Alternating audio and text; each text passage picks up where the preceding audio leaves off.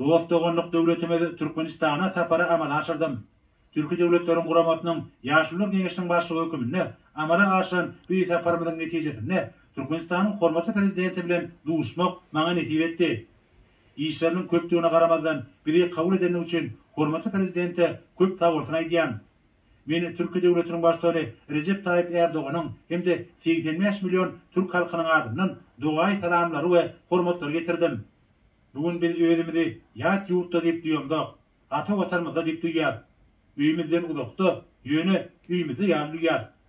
Hormatly prezident bilen duşumyzda Türkiye devletleri, Özbekistan, Kazakistan, Kırgızstan, Azerbaycan, Türkmenistan we Türkiye bilen köp işleriň amala aşyljakdygyna umyt bildirdik.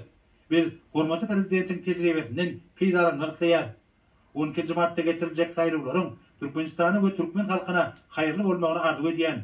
Edip bolsa, tarihte bolşeýary mundan soňky döwürde diýäbe ulan gatnaşyklarymyz has pulturanyp öýüp dowam eder. Duşun başynda bir koronavirus pandemiýasy sebäpli howa ýollary arkaly gatnawlaryny çäklendirmeden bardygyny belläp geçdik. Sebäpde bu dünýäde şertleriň has gowlanşýanyny, şonuň üçin howa ýollarynyň gatnawlarynyň käweden gözden geçirilmeginiň maksady hak boljakdygyny belläp geçdim.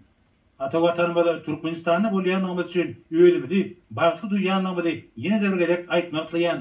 Taýlawlaryň üstünlükli geçirilmegine arzu edýän. Sag bolun.